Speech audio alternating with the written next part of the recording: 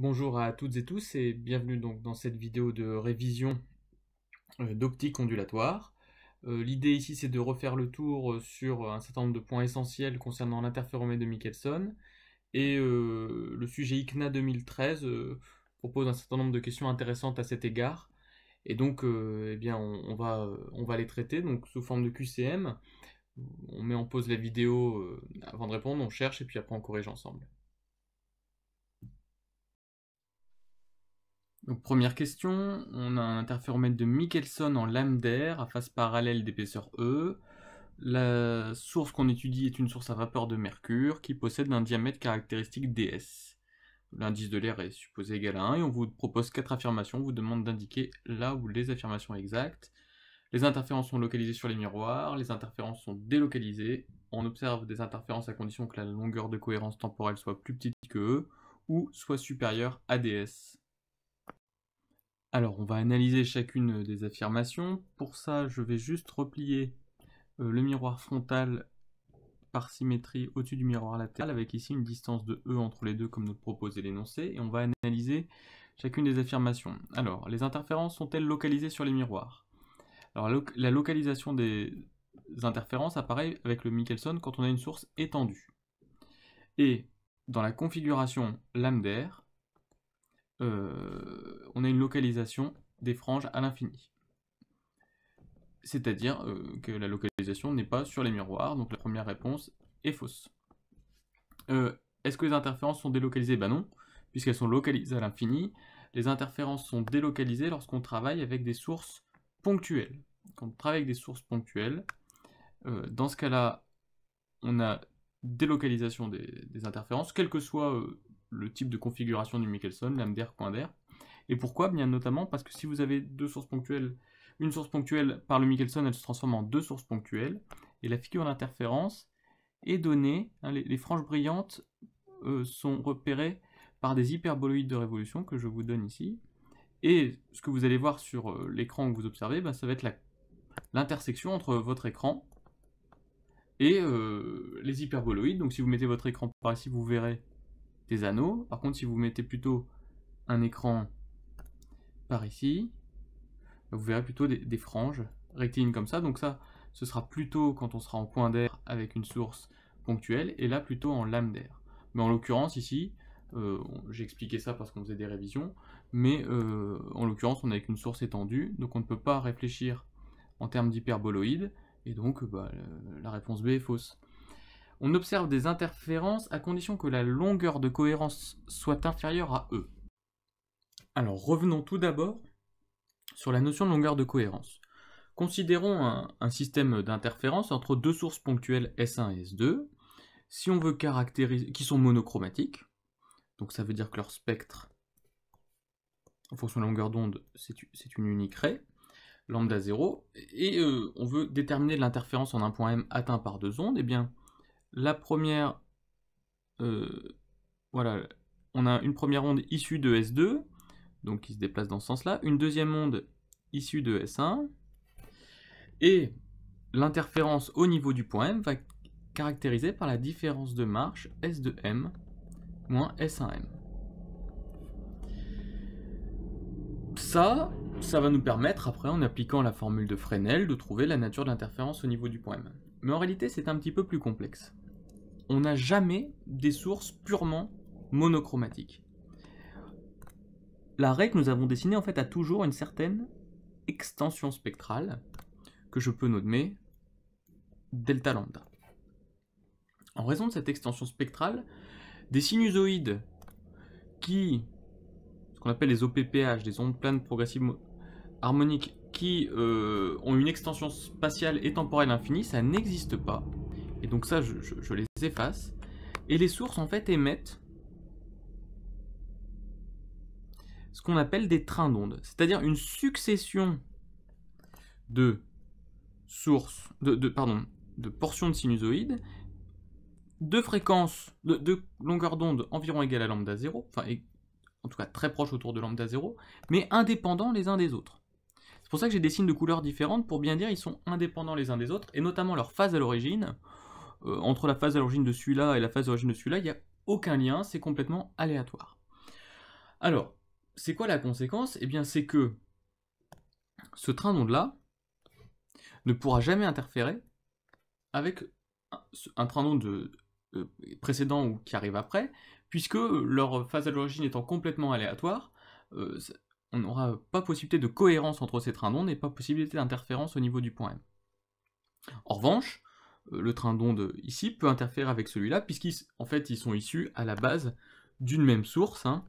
C'est-à-dire qu'à la base on avait initialement une même source qui a émis ces trains d'onde, et par un système interférométrique type division du front d'onde, donc des trous de Young, ou différentes divisions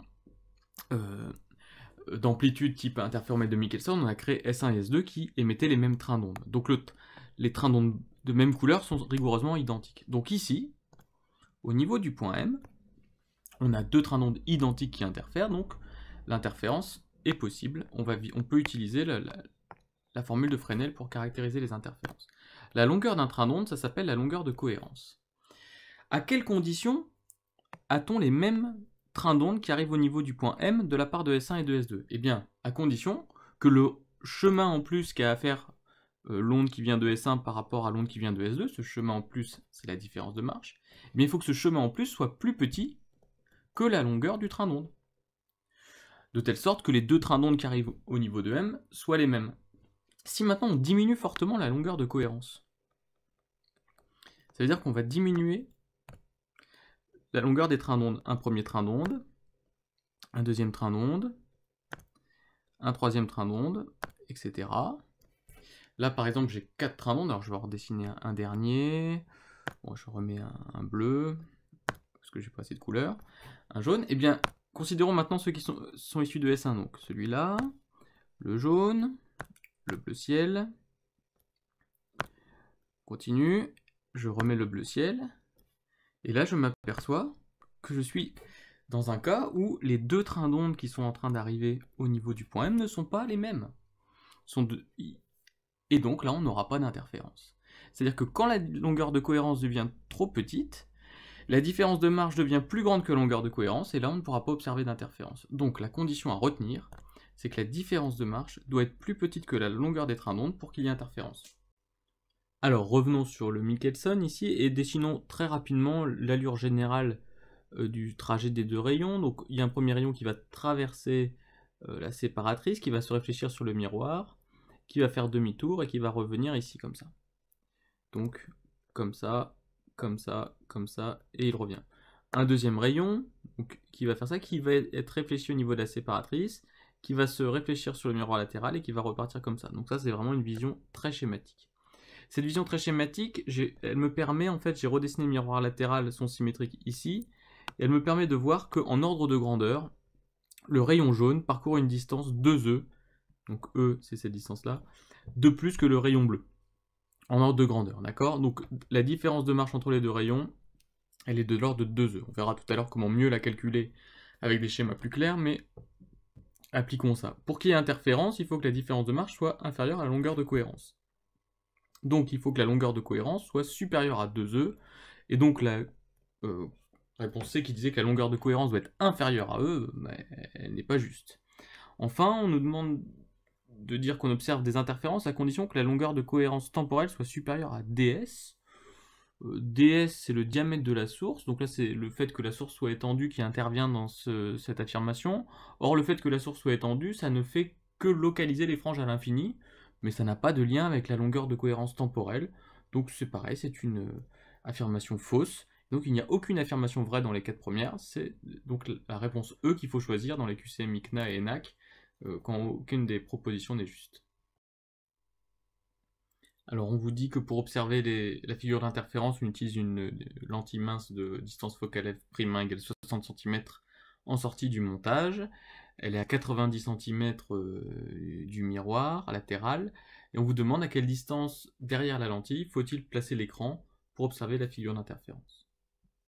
Alors nous avons dit que la source étant étendue et le Michelson étant en lambda, les interférences auront lieu à l'infini, et donc pour visualiser ces interférences, on peut utiliser la lentille de projection en mettant un écran au niveau de son plan focal image, c'est-à-dire à la distance f' derrière la lentille de projection. Donc ça nous permet de répondre que la longueur P', entre la distance entre l'écran et la lentille, c'est égal à la distance focale, P'1 égale F'1 égale 60 cm, c'était la réponse B. Donc toujours en lambda, on s'intéresse avec un rayon qui arrive avec un angle I au niveau de l'interféromètre. I étant très petit devant 1, on veut trouver la différence de marge delta entre les deux rayons en sortie de l'interféromètre. Alors, pour retrouver le résultat de la différence de marche, on va d'abord travailler avec le schéma replié de l'interféromètre, ce qui va nous permettre de faire des calculs géométriques. Alors, pour replier le schéma, on va d'abord s'intéresser à la symétrie du système par rapport à l'axe séparatrice compensatrice, et on va dessiner l'image S' de S par rapport à ce symétrique, et donc on a ici la source S', alors, je vais la redessiner un peu. Ici, symétrique de S par l'axe séparatrice compensatrice. De plus, je vais replier le miroir qui est ici, encore une fois par rapport à l'axe séparatrice, et j'aurai ici donc par symétrie un deuxième miroir. Donc si j'appelle ici le miroir M1, là j'aurai le miroir M2', l'image du miroir M2, et la distance entre ces deux miroirs, on le sait, c'est E, l'épaisseur de la lambda. Alors maintenant que j'ai replié mon interféromètre sous un schéma à une seule direction, je vais enlever les éléments qui ne sont pas dans cette direction. Et deuxième étape, je vais chercher le symétrique de S' par rapport au miroir 1 et le symétrique de S' par rapport au miroir 2. Donc pour faire ça, je trace cette droite perpendiculaire au miroir et passant par S'. Je reporte la distance qu'il y a entre S' et M1 de l'autre côté. Donc là, j'en déduis une source S1 qui est l'image de S' par M1. Et maintenant, je reporte la distance qu'il y a entre S' et M2 de l'autre côté pour faire apparaître ici une source ponctuelle S2.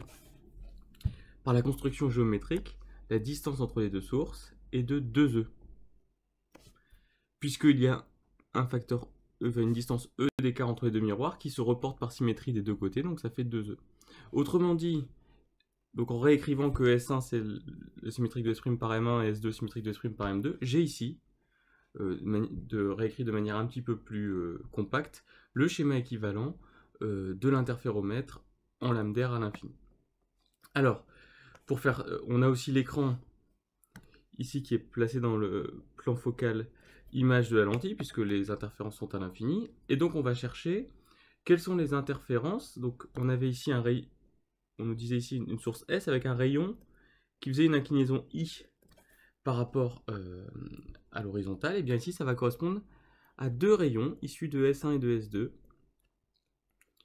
qui sont émis avec le même angle d'inclinaison I par rapport à l'axe optique.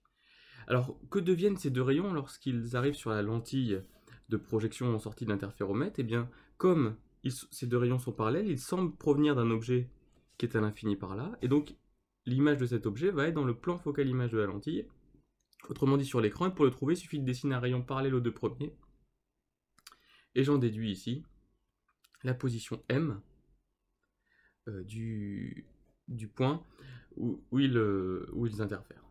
Alors l'angle I, au passage, je le retrouve ici également. Quelle est la différence de marche entre ces deux rayons, sachant que les ondes émises en S1 et S2 sont en phase? Quel est le déphasage? Quelle est la différence de marche qu'ils ont quand ils arrivent en M? Alors c'est pas facile de répondre à cette question directement. Le plus simple, c'est d'imaginer le chemin inverse de la lumière qui partirait, on va supposer, supposons, c'est faux, mais qu'on place en M une source ponctuelle de lumière.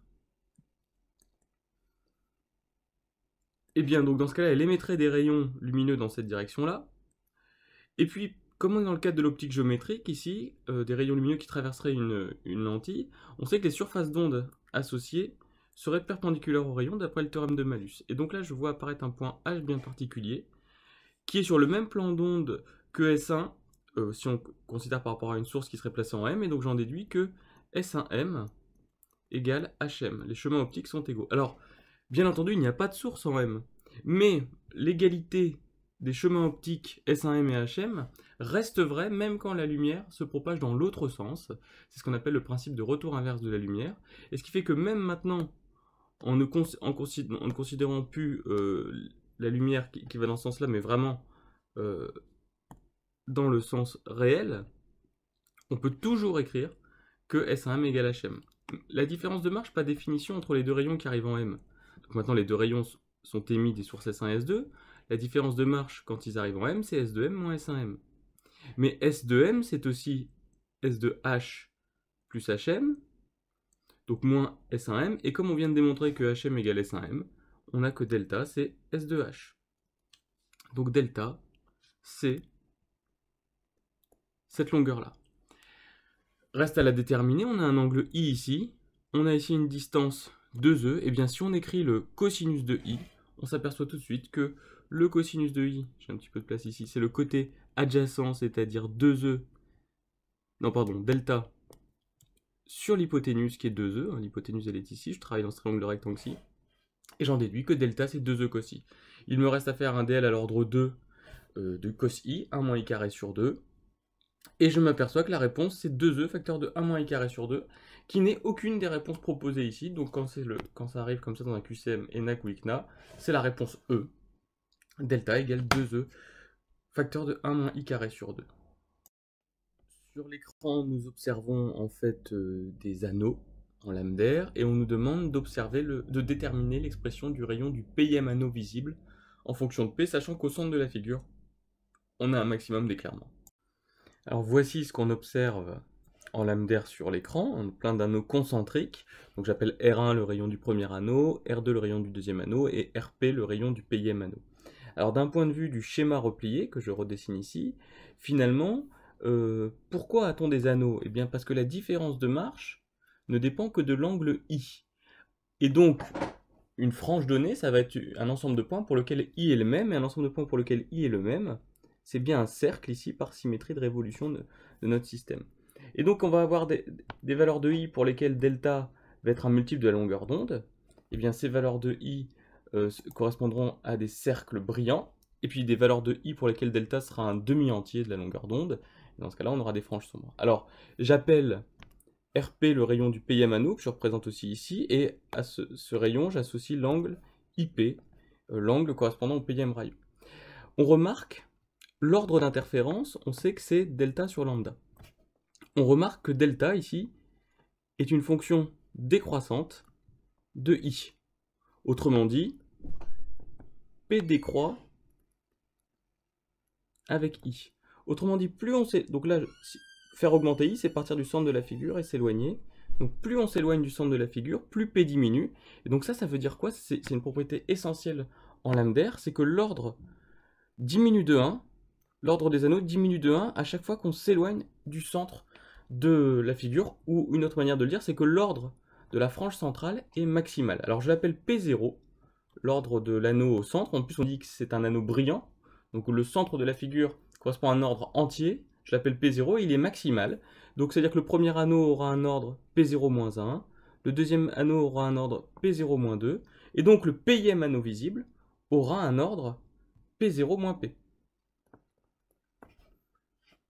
Et c'est vraiment ça la clé de cette démonstration, c'est de bien voir que l'ordre diminue quand on s'éloigne du centre. Alors, comment trouver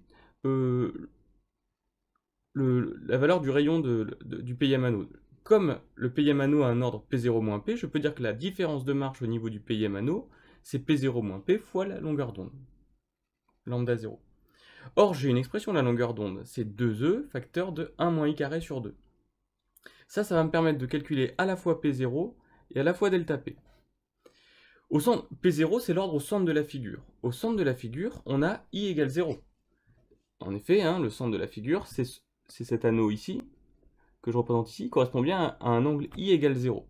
Et donc, la différence de marche au centre de la figure vaut 2e, et donc l'ordre qui est delta sur lambda vaut 2e sur lambda 0 au centre de la figure. Donc P0, c'est 2e sur lambda 0. Pour le Pème anneau, cette fois-ci, delta P, c'est 2e, facteur de 1 moins IP carré sur 2. Et revenons sur la figure qui est ici. L'angle IP, je peux le relier au rayon de l'anneau, puisqu'ici j'ai un triangle rectangle, et je peux écrire la tangente de IP, qui est le côté opposé, eh bien, cette longueur-là, c'est le rayon du PMMO, RP, sur le côté adjacent, c'est F'1, puisque l'écran est dans le plan focal image de la lentille. Et comme les angles sont petits, tangente IP est environ égale à IP. Et donc, ça, je peux l'écrire. Ce qui me permet d'écrire la différence de marche au niveau du PMMO comme une fonction de RP. Mais j'avais aussi une autre expression de la différence de marche du PMMO en fonction de P0 qui était 2E sur lambda 0. Eh bien, il me suffit d'égaliser maintenant ces deux expressions de delta P et on va trouver l'expression du rayon du PMMO F'1 racine de P lambda 0 sur E. Désormais, l'interféromètre de Michelson est éclairé non plus par une source monochromatique, mais une source constituée de deux radiations, une de longueur d'onde lambda 1 et une de longueur d'onde lambda 2 proche de lambda 1, mais qui vaut lambda 1 plus delta lambda. Et on va s'apercevoir que quand on va charioter un des miroirs, c'est-à-dire faire varier l'épaisseur de la lame d'air E, on va passer par des zones de brouillage. Et on nous demande finalement la relation entre delta lambda, donc l'écart entre les deux longueurs d'onde du spectre, et l'écart entre delta E, c'est-à-dire la distance que parcourt le miroir chariotable entre deux brouillages. Donc j'ai représenté ici en haut à droite le spectre de la source. Donc je le considère constitué des longueurs d'onde lambda 1 et lambda 2. J'ai mis une couleur associée à chacun. C'est pour les représentations graphiques. En fait, lambda 1 et lambda 2 sont proches, donc ils sont tous les deux quasiment de la même couleur. Mais c'est pour faire une représentation graphique. Qu'est-ce qui se passe quand on a des interférences avec une source qui est composée de plusieurs longueurs d'onde? Eh bien, on sait que les figures d'interférence associées à chacune des longueurs d'onde se superposent. Pourquoi? Puisque les ondes de longueurs d'onde différentes sont incohérentes. Et quand on a des sources incohérentes, on peut sommer les éclairements associés à chacune des sources. Donc, le Michelson va nous donner pour la longueur d'onde lambda 1 en lambda R un certain type d'anneau sur l'écran, et pour la longueur d'onde lambda 2, si elle était toute seule, on aurait ça. Et qu'est-ce qu'on va observer nous sur l'écran? On va observer la somme des deux, la superposition des deux. Alors, je vous rappelle, c'est quasiment la même couleur. Et qu'est-ce qui va se passer? Eh bien, imaginez la situation que j'ai dessinée ici. J'ai pris le même point M sur l'écran ici et ici. Et vous voyez, à gauche, le point M est situé sur une frange brillante. À droite, j'ai pris un cas où le point M, qui est à la même distance du centre, lui est situé sur une frange sombre. Si je superpose les deux, eh bien, je vais avoir ce qu'on appelle l'anticoïncidence, c'est-à-dire que les franges brillantes associées à lambda 2 vont être pile au niveau des franges sombres associées à lambda 1. Et quand on va sommer les deux, eh bien en fait, on va s'apercevoir qu'il n'y aura plus de zone sombre sur l'écran et toute la zone sera brillante. En fait, on aura un brouillage. C'est ce qu'on appelle l'anticoïncidence. C'est quand les franges brillantes associées à lambda 2 se mettent pile au niveau des franges sombres associées à lambda 1. Et dans ce cas-là, on ne voit plus de contraste de la figure d'interférence. On voit une teinte plate sur l'écran, ce qu'on appelle un brouillage. Et donc c'est associé à la condition, à l'anticoïncidence. Alors, on n'est pas toujours dans ce cas-là. Des fois, il peut y avoir superposition exacte entre les franges brillantes de lambda 2 et de lambda 1, et dans ce cas-là, on est dans une zone de coïncidence et on a un très bon contraste sur la figure. Alors, à quelles conditions a-t-on cette anticoïncidence? Eh bien, au niveau du point M, ici, je suis sur une frange sombre. Ça veut dire que l'ordre associé à la longueur d'onde lambda 2 au niveau du point M, il est demi-entier. Alors que ici, l'ordre associé à lambda 1, il est entier, puisque je suis cette fois-ci pour lambda 1 sur une frange brillante. Donc comment donner un critère quantitatif pour être sur une frange, pour être en situation de brouillage? Eh bien, il faut que la différence de l'ordre en un point M d'interférence associée à lambda 1 et de l'ordre d'interférence associée à lambda 2 soit un demi plus M. Alors M appartient à Z, c'est-à-dire que la différence d'ordre soit un demi entier. Et si on a ça, on est forcément dans le cas d'un brouillage sur l'écran. Mais l'ordre d'interférence, c'est la différence de marche sur la longueur d'onde. Donc je peux remplacer P de lambda 1 par delta, qui est 2E cossi sur la longueur d'onde lambda 1. I étant l'angle qui représente le point M, qui est petit. Et donc comme il est petit, je peux, en première approximation, si je reste proche du centre, remplacer le cosinus I par 1. Et mon critère ici devient 2e facteur de, je factorise par 2e, 2e facteur de 1 sur lambda 1 moins sur lambda 2 égale M plus 1,5. Je peux mettre au même dénominateur. Et je vais donc trouver un ensemble de valeurs de E qui vont correspondre à des brouillages. Vous voyez, si j'isole E, toutes ces valeurs de E qui sont indicées par M, qui est un entier, sont des épaisseurs de lambda qui correspondent à un brouillage. Donc il va y avoir une série de brouillages successifs et qui sont donnés par cette relation. Entre deux brouillages successifs, on va calculer la variation de E, c'est EM plus 1 moins EM, on l'appelle delta E, et elle est directement associée à delta lambda entre les deux longueurs d'onde par delta lambda égale lambda de lambda 1 sur 2 delta E. Alors on va changer désormais de configuration pour le Michelson, vu qu'on va incliner un des deux miroirs d'un certain angle pour former un coin d'air. On va devoir changer la lentille de projection, donc on utilise cette fois-ci une lentille de projection de distance focale 40 cm. On la dispose à 60 cm des miroirs, et on demande à quelle distance faut-il placer la lentille, faut-il placer l'écran derrière la lentille pour observer la figure d'interférence. Donc nous sommes donc désormais en situation de coin d'air, et on sait qu'en coin d'air, lorsqu'on utilise une source étendue, on a localisation des franges au niveau cette fois-ci du voisinage des miroirs. On sait aussi qu'en coin d'air, on a des franges de type des franges rectilignes, donc je les représente ici, au niveau des miroirs, on va observer des franges rectilignes. Donc, on aimerait ne pas les observer en direct, mais les observer par projection sur un écran qui est ici, et c'est pour ça qu'on va utiliser une lentille L2. Si on veut observer les franges par projection sur un écran, ça veut dire que sur l'écran, on aura l'image des interférences sur l'écran par la lentille L2.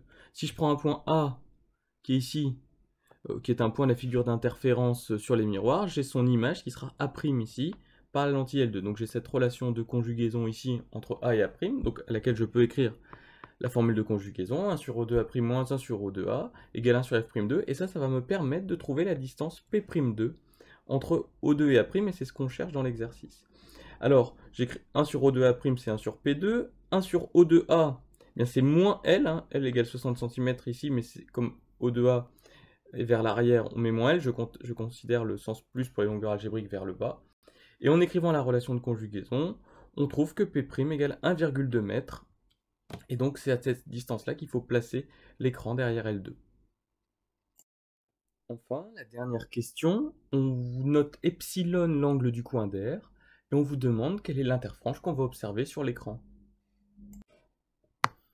Ce que nous avons l'habitude de calculer lorsqu'on travaille avec le coin d'air, c'est l'interfrange I au niveau des miroirs. Alors ça, on va le faire juste après, mais il faut que vous ayez bien conscience qu'ici, c'est pas exactement ce qu'on nous demande l'interfrange I au niveau de l'écran. Et si par exemple on représente un petit objet ici, que je dessine comme une flèche, qui symbolise un interfrange, par la lentille, il va se retrouver probablement retourné ici et de taille un peu plus grande, puisque la lentille va introduire, le montage avec la lentille, un grandissement de la figure d'interférence. Le grandissement, on le sait d'après le cours d'optique géométrique, quand on a un système soumis à une lentille, c'est aussi cette distance-là divisée par cette distance-là, autrement dit, moins P'2 sur L. Alors, puisque c'est un grandissement négatif, puisqu'il y a retournement de la figure. Nous, pour l'interfrange, peu importe que la figure soit retournée, donc le signe du grandissement, nous nous en moquons, donc l'interfrange IC sera la valeur absolue du grandissement du système optique fois l'interfrange initiale. Le grandissement, gamma, on va savoir le calculer, puisqu'on connaît P'1, on a trouvé que c'était 1,2 m, et on connaît la longueur ici qui est de 60 cm. On en déduit que le grandissement est de 2, puisque P'2 sur L vaut moins 2. Donc maintenant que nous avons trouvé la valeur absolue, enfin le grandissement est de moins 2, donc la valeur absolue du grandissement c'est 2, il nous suffit de trouver l'interfrange I au niveau des miroirs. Alors pour trouver un interfrange au niveau des miroirs, le plus simple c'est de revenir sur le calcul de la différence de marche, et on sait que quand on est sur un miroir plan avec des rayons qui arrivent, on peut faire l'hypothèse qu'on a deux rayons, un rayon qui se réfléchit sur le premier miroir, un rayon comme ça qui se réfléchit sur le deuxième miroir, qu'ils interfèrent ici au niveau de ce point M, au voisinage du miroir, et la différence de marche entre les deux, on admet que c'est 2 fois l'épaisseur du coin d'air au niveau du point M, c'est-à-dire E au niveau de X. Et cette épaisseur, si on travaille dans ce triangle rectangle ici, comme ça, le triangle rectangle au niveau du point M, on s'aperçoit que la tangente de epsilon, c'est E, le côté opposé E, sur la longueur X, et qui est équivalente à epsilon, puisqu'on est sur des petits angles, et donc on a delta qui est 2 epsilon x. La formule de Fresnel permet ensuite d'écrire l'intensité lumineuse au niveau du point M, et elle s'écrit 2 I0 facteur de 1 plus cos, je rappelle que c'est cos 2pi sur lambda 0 fois delta, ce qu'on écrit dans le cosinus. J'ai remplacé delta, et je peux l'écrire aussi comme cos de 2pi sur lambda 0 sur 2 epsilon, je fais que passer ce 2 epsilon ici en bas, fois x, et ça c'est intéressant parce que cos de 2πx sur quelque chose, c'est la période spatiale du cosinus, et la période spatiale du cosinus c'est l'interfrange, qui vaut donc lambda 0 sur 2 epsilon. Donc l'interfrange au niveau des miroirs, ici vaut lambda 0 sur 2 epsilon, qu'on multiplie par 2 pour avoir l'interfrange au niveau de l'écran, et qui va donner lambda 0 sur epsilon.